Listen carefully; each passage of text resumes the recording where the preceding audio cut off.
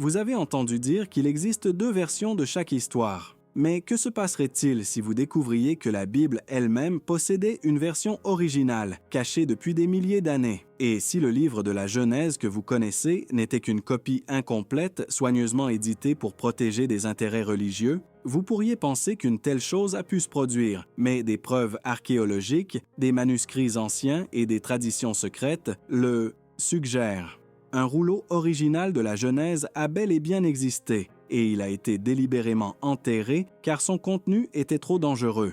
Que pouvait-on bien révéler dans ce manuscrit qui fut si troublant qu'il fut retiré des Écritures officielles? En réalité, avant, au commencement, Dieu créa les cieux et la terre, il existait un récit tout à fait différent du commencement de la création. Cette version originale n'était pas un récit simple, mais elle contenait des détails saisissants sur ceux qui existaient avant la création de l'homme. Elle parlait d'êtres célestes anciens, de mondes détruits et recréés, et d'événements si bouleversants qu'ils pouvaient ébranler la foi établie jusque dans ses fondements. C'est pourquoi, tout au long de l'histoire, les autorités religieuses ont choisi de cacher cette version originale, non par malveillance, mais par peur. Elles craignaient que si le public avait accès à un récit aussi détaillé et contradictoire, l'autorité des Écritures ne soit remise en question, suscitant des doutes dangereux et incontrôlables parmi les fidèles. Elles estimaient plus sûr d'offrir une version simplifiée, un récit direct et clair, facile à enseigner et à accepter sans remise en question approfondie. C'est ainsi que le rouleau original fut enterré, oublié et presque perdu à jamais. Mais le temps est un grand révélateur de secrets. Récemment, des fragments et des références de ce premier rouleau ont commencé à émerger de grottes près de la mer Morte, dans des textes anciens préservés par des sages juifs et même dans des traditions secrètes transmises de génération en génération. Aujourd'hui, nous avons enfin la possibilité de comprendre exactement pourquoi ces textes ont été cachés. Que disait-il qui pourrait changer tout ce que nous croyons sur Dieu, sur l'homme et sur l'origine de l'univers? Et si cette vérité avait été enterrée juste pour que vous ne la connaissiez jamais? Si cela vous dit quelque chose, laissez un « j'aime », abonnez-vous à la chaîne et activez la cloche. Et laissez un commentaire ci-dessous. Soupçonniez-vous déjà qu'il y avait quelque chose de caché au début de la Bible? J'aimerais vraiment savoir ce que vous en pensez. Selon ces récits oubliés, le premier rouleau de la Genèse décrit une création qui a débuté non pas par la lumière, mais par le bruit, le conflit et l'épreuve. Ce n'est pas une parole douce qui a donné naissance à l'univers, mais un son fragmenté, suivi de mouvements et d'ordres contradictoires. Dieu était toujours le créateur, mais son action faisait suite à un cycle de déséquilibre cosmique causé par d'autres entités spirituelles déjà présentes dans des réalités antérieures. Le texte ne reniait pas Dieu. Il démontrait simplement que ce que nous connaissons comme commencement était déjà le commencement de quelque chose de plus ancien. Cela suffirait à mettre mal à l'aise les chefs religieux de toutes les époques. Car si la Terre n'était pas le premier plan d'existence créé, alors l'homme n'était pas le commencement de l'histoire. Il était la réponse à quelque chose. La version traditionnelle de la Bible place l'homme au sommet de la création, mais le rouleau original le présentait comme une ultime tentative d'équilibre spirituel. Cela allait tout changer. Le rôle de l'homme, l'origine du mal et même la compréhension de la chute.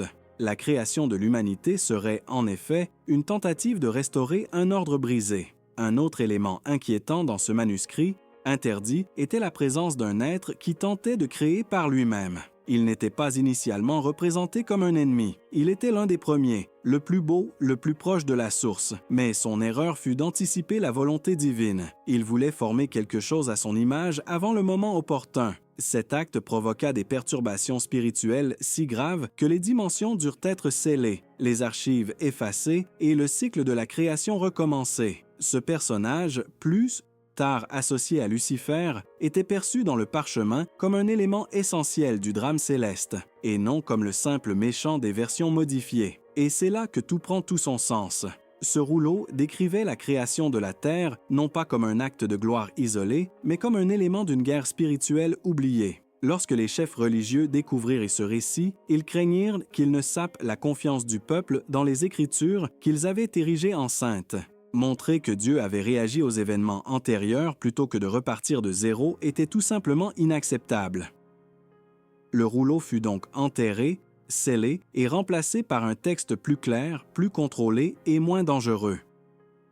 Cet acte d'enfouissement de la vérité n'était pas isolé. Il s'est répété au fil des siècles. Chaque fois qu'un texte ancien menaçait la version officielle des Écritures, il était éliminé ou réinterprété sous le contrôle de théologiens et de dirigeants. Mais dans le cas du premier rouleau de la Genèse, l'ordre était plus radical. Personne d'autre ne doit le voir. Selon des traditions rabbiniques secrètes, il était conservé dans des lieux sacrés et scellé de 7 sceaux, non seulement physiques, mais spirituels.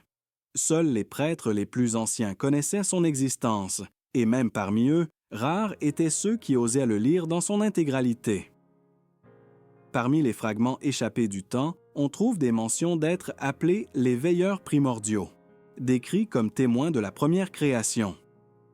Ces êtres auraient observé la formation du premier plan physique et participé activement aux ajustements apportés à l'univers après la première rébellion céleste. Ces personnages n'apparaissent jamais dans la Genèse actuelle. Ce ne sont pas les anges que nous connaissons. Ils étaient considérés comme des consciences fixes, des entités qui maintenaient l'ordre cosmique et avaient le pouvoir d'influencer les cycles de création et de destruction. Leur présence a été supprimée pour simplifier le récit. Un passage curieux, dans l'un des textes gnostiques, mentionne un « livre des premiers », un manuscrit remis à Adam en Éden. Selon ce récit, ce livre expliquait toute la séquence des événements ayant conduit à la création de la Terre, y compris les échecs antérieurs et les noms des êtres spirituels impliqués. Cet artefact fut transmis aux patriarches, mais une partie de son contenu aurait été intentionnellement perdue. Le premier rouleau de la Genèse serait la version la plus proche de ce livre des premiers, ayant jamais existé physiquement, et il fut caché pour protéger le dogme. L'existence de ce rouleau explique plusieurs lacunes que de nombreux érudits remarquent à la lecture de la Genèse. Pourquoi la Bible commence-t-elle par une parole divine, sans mentionner qui ou quoi était présent auparavant? Pourquoi un vide est-il décrit, mais sans explication de son origine? Pourquoi la terre apparaît-elle déjà informe et vide? Comme si elle avait déjà subi une catastrophe, tout cela aurait du sens si l'on savait que la Genèse actuelle est une continuation et non le commencement. Le premier rouleau révélait cette scène effacée, le chapitre 0 que nous n'avons jamais été autorisés à lire. Cette omission délibérée a tout changé. En supprimant les éléments les plus complexes de la création, les dirigeants ont créé un récit gérable mais superficiel. La Genèse est devenue un résumé théologique plutôt qu'un récit exhaustif des événements. Ainsi, des sujets tels que les cycles antérieurs de la création, les guerres célestes et l'existence d'êtres pré-adamiques ont été complètement éliminés. L'humanité s'est vue présenter une version simplifiée et symbolique, mais pas nécessairement fausse, simplement incomplète. Et, comme toutes les demi-vérités, elles servent leur objectif, mais limitent la compréhension profonde de la réalité spirituelle. D'autres textes oubliés, comme le livre des Jubilés et le livre d'Enoch, mentionnent également des événements antérieurs à la création de l'homme. Ils évoquent des chutes antérieures, des jugements célestes et même la formation de mondes parallèles. Ces livres n'ont pas été inclus dans le canon précisément parce qu'ils renforçaient l'idée même présentée dans le rouleau original, l'existence d'une histoire antérieure à l'histoire, une séquence d'événements spirituels dissimulés pour préserver la simplicité de la foi populaire et l'autorité des institutions religieuses. Des preuves de cette manipulation sont présentes jusque dans les détails de la Genèse actuelle. Par exemple, le texte dit que Dieu créa la lumière le premier jour, mais ne créa le soleil que le quatrième. D'où vient cette lumière? Pour de nombreux érudits, il s'agit d'un vestige d'une création antérieure, où la lumière était une entité ou une manifestation vivante. Le premier rouleau l'expliquait clairement, décrivant la lumière primordiale comme un flux conscient, antérieur à la matière. Une telle affirmation serait impossible à soutenir dans une doctrine fermée, et c'est pourquoi elle a été exclue de la version que nous connaissons aujourd'hui. Il existe également des indications selon lesquelles l'Éden ne fut pas le premier environnement créé pour les êtres spirituels. Des textes anciens parlent d'un lieu d'origine, antérieur au jardin, où vivaient des entités de lumière. Ce lieu fut détruit après une rébellion intérieure et remplacé par l'Éden, nouveau point d'équilibre. Selon le parchemin interdit, Adam y fut placé non pas comme le premier, mais comme le premier à être mis à l'épreuve après ses erreurs passées. Cela bouleverse la place de l'homme dans la création. il ne serait pas le commencement, mais un élément d'une série de tentatives visant à restaurer l'harmonie perdue. Cette information, révélée au peuple des temps anciens, aurait semé le chaos. Par conséquent, la préservation de la foi exigeait le silence. L'idée que l'univers était né, prêt, parfait, avec l'homme au centre de tout, était plus facile à enseigner. Plus sûr. Montrer un Dieu qui reconstruit, qui réagit aux échecs cosmiques antérieurs, aurait exigé une maturité spirituelle que peu de générations étaient non prêtes à supporter. Le parchemin original était donc scellé. Caché aux yeux du monde. Seuls ceux qui en savaient trop connaissaient son existence et juraient de ne jamais la révéler. Le plus troublant est que le contenu de ce rouleau ne renie pas Dieu, il le magnifie. Il montre un créateur qui n'impose pas, mais guide, qui reconstruit patiemment, qui œuvre au milieu du chaos pour rétablir l'équilibre. L'exclusion de cette vision a érodé la profondeur de la foi. Le Dieu présenté dans la Genèse officielle est grandiose, mais lointain. Le Dieu du rouleau oublié est impliqué, présent dans les détails, même dans les erreurs des créatures spirituelles qui ont précédé l'homme. Un Dieu qui, au lieu de repartir de zéro, a décidé de sauver. De plus, le rouleau décrivait l'existence d'autres archives, des livres tenus par les premiers êtres créés. Ceux-ci auraient consigné les cycles précédents de la création et de la chute. Ces textes auraient été détruits ou scellés dans des lieux spirituellement inaccessibles. Le rouleau original de la Genèse qualifiait ces archives de « témoins muets de la gloire passée ». Le fait que le texte sacré actuel ne fasse aucune mention de ces structures renforce l'idée que le récit a été soigneusement filtré pour ne préserver que ce qui consolidait le dogme accepté. La conséquence de tout cela est que l'on nous a appris à considérer le commencement comme absolu, alors qu'il ne s'agissait que d'un chapitre intermédiaire. La Genèse officielle commence par l'ordre, mais ignore le sillage du désordre qui l'a précédé. Elle ignore les signes que la Terre s'est formée dans un contexte plus vaste. Et, plus important encore, elle ignore qu'il existe une connaissance cachée appartenant à l'humanité, mais qui a été tenue hors d'atteinte pour des raisons que nous pouvons enfin remettre en question. Le rouleau oublié de la Genèse ne contredit pas la foi. Il l'approfondit, et c'est pourquoi il a été caché. De nombreux érudits pensent que des parties de ce rouleau existent encore aujourd'hui, fragmentées entre les manuscrits de la mer morte, des collections privées et des archives secrètes appartenant à des institutions religieuses. Mais leur accès est restreint. Les parties rendues publiques ne contiennent jamais les passages qui contredisent le récit traditionnel. Ces documents restent sous clé, catalogués avec des codes inoffensifs, dissimulant des aperçus d'un univers plus ancien et plus turbulent que ce que la Bible actuelle nous permet de révéler. La crainte de réactions massives est toujours bien réelle.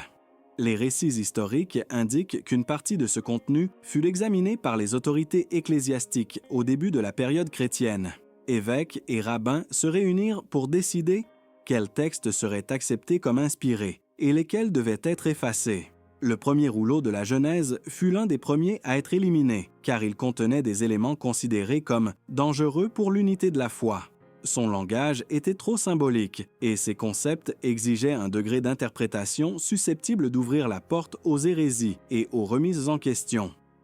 Le silence était considéré comme la meilleure option. Mais que craignaient exactement ses dirigeants? La réponse se trouve entre les lignes de ce qui a survécu. Le premier parchemin parlait d'un commencement au milieu de la ruine, d'être créé avant la lumière, d'une connaissance donnée à Adam, puis retirée. Une connaissance qui démontrait le rôle de l'homme, non pas comme souverain de la création, mais comme pont entre les mondes.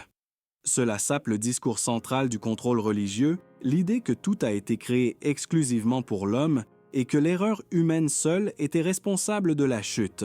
Selon ce parchemin, la chute a commencé avant l'existence de l'homme. Ces idées nous amènent à une question inévitable. Si la première Genèse a été supprimée pour protéger la religion, qui est réellement prêt à la connaître aujourd'hui? La redécouverte de ce manuscrit exige une rupture avec les structures anciennes, avec les enseignements qui nous semblent confortables et avec la crainte de se plonger dans quelque chose d'enfoui depuis des siècles. Mais c'est peut-être précisément maintenant, à l'ère de l'information et de la révélation, que le monde est enfin prêt à entendre la véritable histoire des commencements. Une histoire qui, loin de détruire la foi, peut l'amener à une profondeur jamais atteinte auparavant. Selon des récits conservés par des écoles rabbiniques secrètes, le premier rouleau de la Genèse évoque également un langage antérieur au Verbe. Avant que Dieu ne dise « que la lumière soit », quelque chose fut émis, un son, un flux vibratoire précédant le Verbe. Dans Zénis, les textes, cela était appelé le souffle informe, une sorte de manifestation vivante qui activait la création sans langage humain.